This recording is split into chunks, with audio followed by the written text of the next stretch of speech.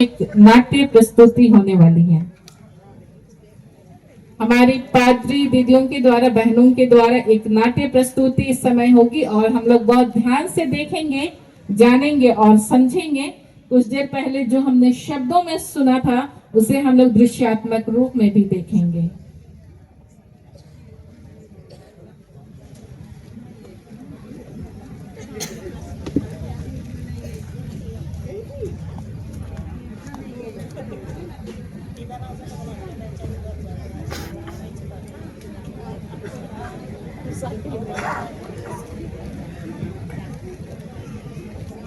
हम लोग बहुत देर से अपने स्पीकरों के द्वारा हम लोग बैठे बैठे वक्ताओं को सुन रहे हैं, बातों को सुन रहे हैं, उनके संदेशों को सुन रहे हैं। और इसी दरमियान हम लोग महिला पुरोहितगण सिर्फ बाइबल की बातों को नहीं, लेकिन बहुत कुछ अपने जीवन में जो प्राप्त किया है और जो हमारे प्रशिक्षण के दरमियान हमने अनुभव किया है, इस 25 वर्षीय रजत जयंती समारोह में एक नाटक के द्वारा, एक स्किट के द्वारा प्रदर्शित करना चाहते हैं। तो इस समय मेरे साथ जितने मेरे सहयोगी हैं, 25 वर्ष से इस यात्रा को वो अपने अपने कार्यों के द्वारा, अपने अनुभवों के द्वारा जो कुछ भी बांटेंगे, मैं उम्मीद करती हूँ हम सभी उससे प्रेरणा ग्रहण करेंगे।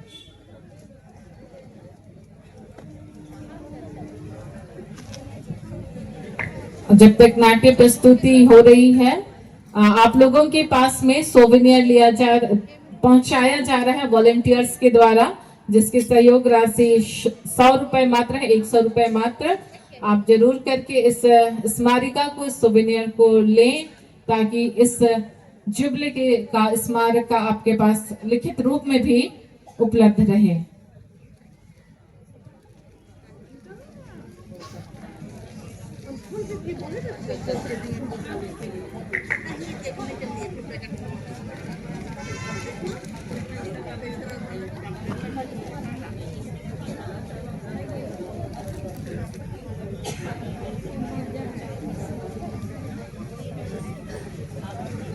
गॉसनर एवेंजिकल लूथरन कलीसिया छोटा नागपुर और असम महिला पुरोहिताभिषेक 25 वर्षीय रजत जयंती समारोह में ये समय जब हम लोग महिला पुरोहितों को इस रूप में देखते हैं, जहां सेवकाई के सफर में परमेश्वर का जीवित और पवित्र वचन यशायाह 6:8 में कहता है,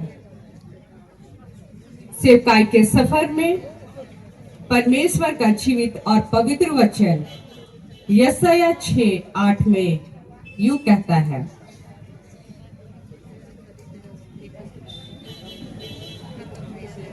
तब मैंने प्रभु का यह वचन सुना, मैं किसको भेजूं और हमारी ओर से कौन जाएगा।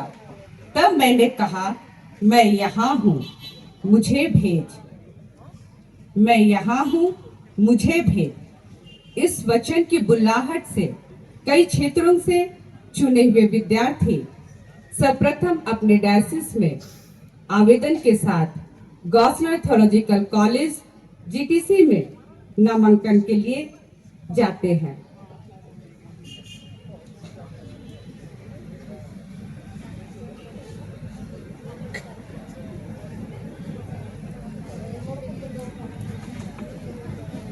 हम लोग इसे छोटे छोटे दृश्य के रूप में देखेंगे।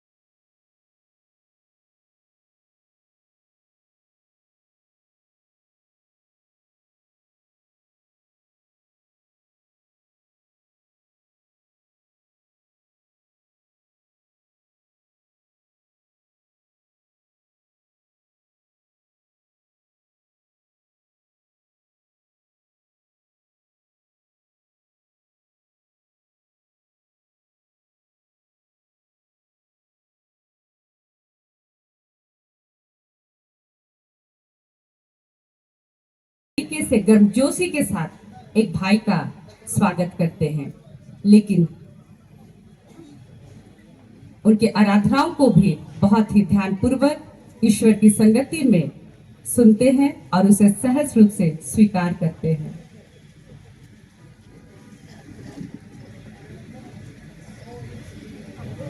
इसी तरह एक भाई के कार्य को पूरे मंडली सहर्ष ग्रहण करते हुए धन्यवाद देते हैं, लेकिन परिस्थितियां तब भी विपरीत थी, क्योंकि एक स्त्री, एक महिला, एक नारी के लिए किसी भी मंडली में स्वीकार करना ये लोगों के लिए एक बहुत बड़ी बात थी, क्योंकि उस समय भी परिस्थिति ऐसी थी कि लोगों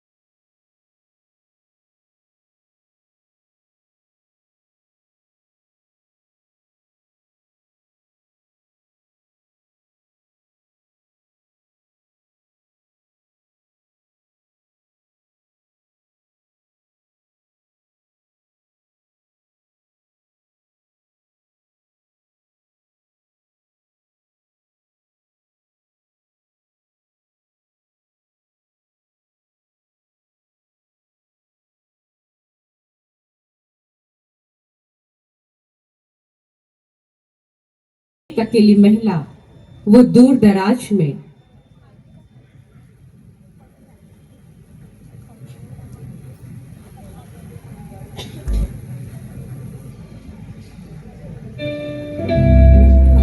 अभी वो विभिन्न मंडलियों में जो गांव देहातों में है, वो कैसे अपने सेवकाई के लिए जाती है। देखिए, चूंकि एक स्त्री वो एक बच्चे को जन्म देती है तो वो कलीसिया को भी जन्म देती है।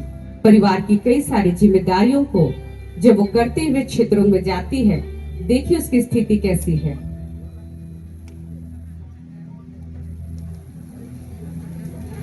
एक पादरी बहन जो अपने बच्चे को भी पीठ में धोई है, अपने थालर के पोशाक को अपने बैगों पे ली है। एक तरफ वो अपने घर का राशन को लेकर जा रही है, कितनी दिक्कत और परेशानी के बावजूद भी वो पहाड़ों पे, वो नदी नालों पे बहुत ही कठिनाई के साथ वो जा रही है।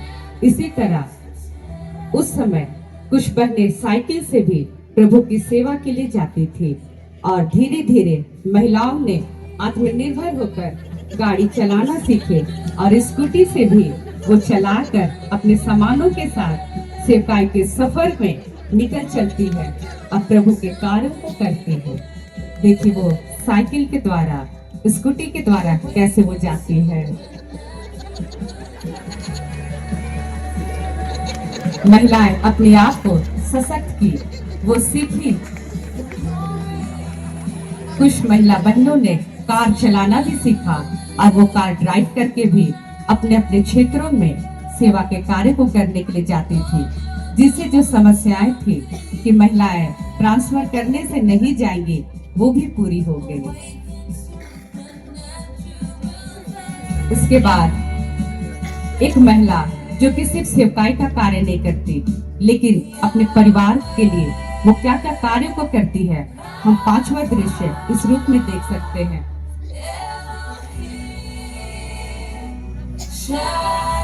वो अपने घरेलू कार्यों को किस प्रकार से संपन्न करती है। क्योंकि एक पादरी बहन, एक माँ है, एक बेटी है, एक बहू है और एक पत्नी भी है।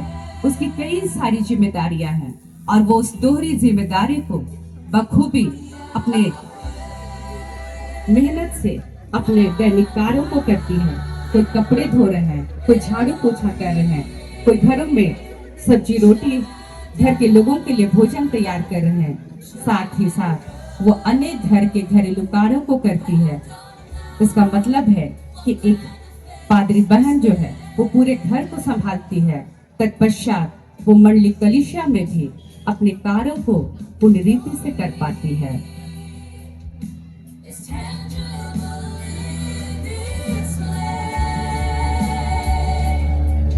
इस तरीके से ये 5वां दृश्य भी समाप्त होता है।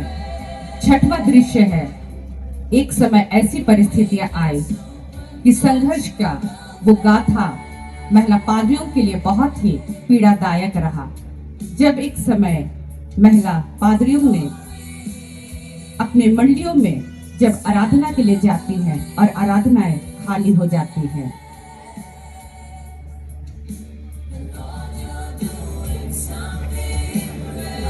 ये एक मंडली है जहां हमारे भाई और बहन बड़ी विश्वास के साथ परमेश्वर में अपने आप को आत्मिक रूप से समर्पित करने के लिए तैयार हैं और वो आराधना के लिए अपने सशरीर उपस्थित होकर परमेश्वर का धन्यवाद के लिए उपस्थित है। उस समय हमारे महिला पादरी बहन वहां जाती है और सेवकाई के लिए वो कार्य को करती है। उस समय की परिस्थिति कैसी रही?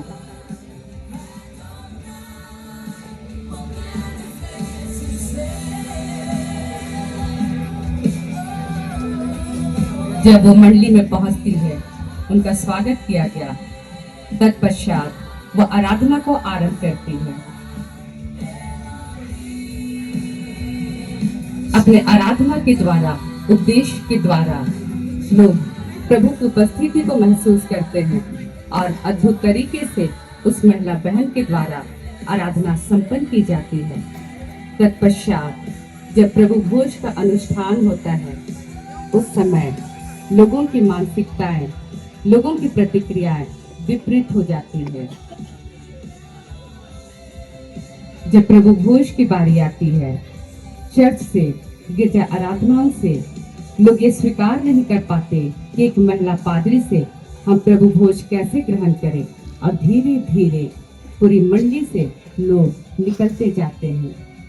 ना मात्र 3-4 लोग की उपस्थिति होती है और ऐसे में ही प्रभु भोज को अनुष्ठान संपन्न किया जाता है।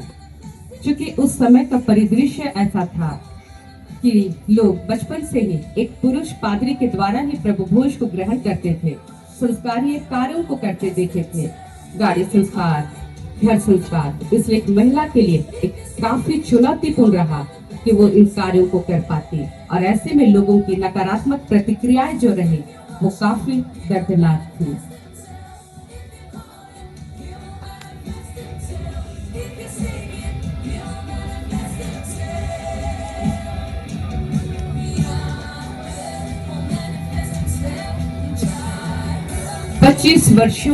पच्चीस वर्ष के इस जीवन यात्रा में, चूंकि कहा जाता है कि जीवन संघर्ष का नाम है और इन संघर्षों में चलना जीवन की रीत है, महिला पादरियों के लिए भी बहुत सारी चुनौतियां आई, बहुत सारे नकारात्मक टीका टिप्पणी आई, आलोचनात्मक बातें आई, नकारात्मक प्रतिक्रियाएं आई।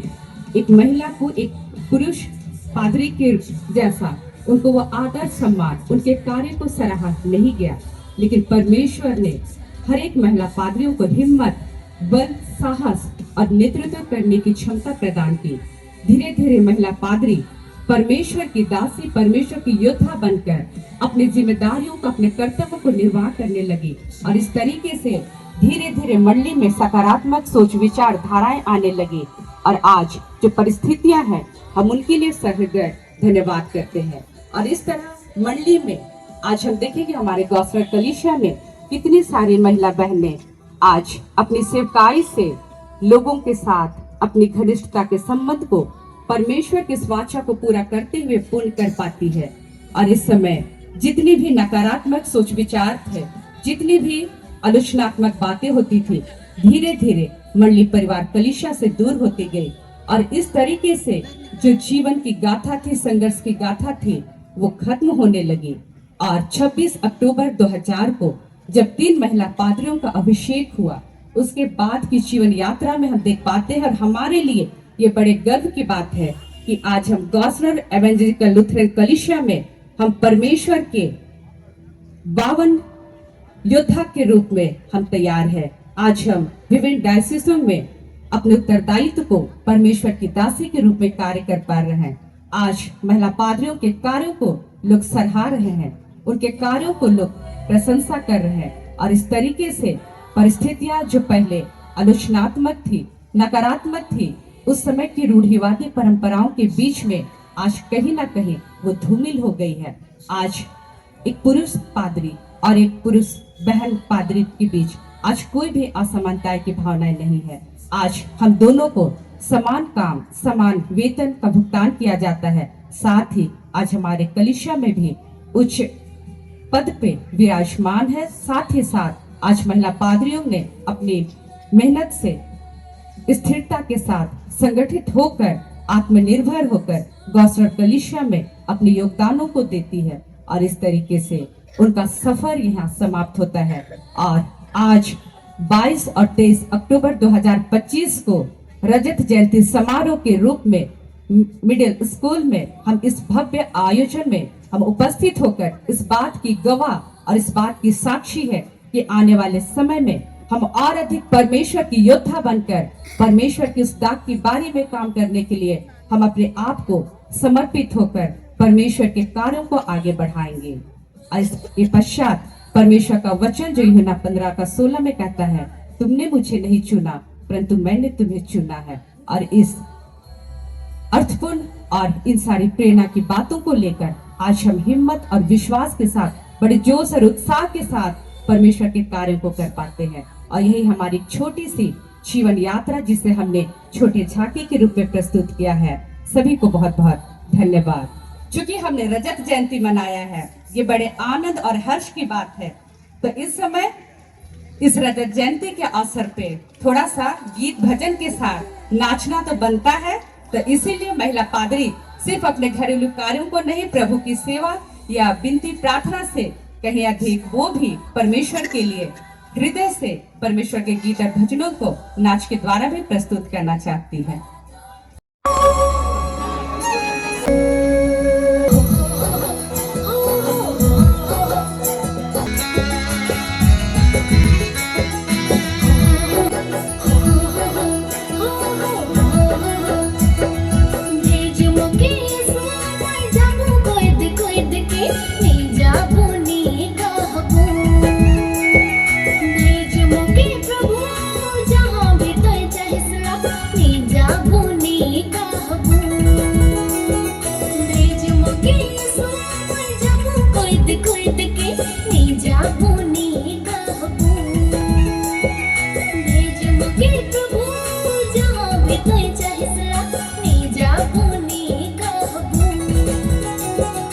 सकूं खुशी खुशी से